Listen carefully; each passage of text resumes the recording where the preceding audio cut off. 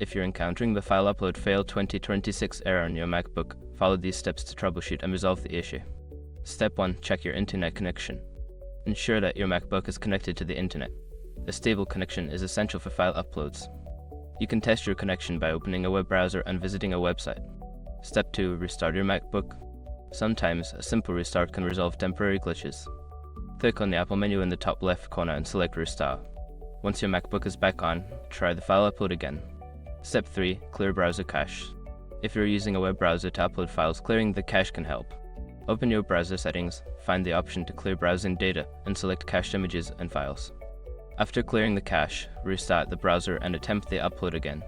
Step 4. Update your software. Ensure that your macOS and any relevant applications are up to date. Go to the Apple menu, select System Preferences, then Software Update. Install any available updates and restart your MacBook. Step 5. Try a different browser or application. If the issue persists, try using a different web browser or application for the file upload. Sometimes, specific browsers or apps may have compatibility issues that can lead to upload failures. If you follow these steps and are still experiencing issues, consider reaching out to Apple support for further assistance.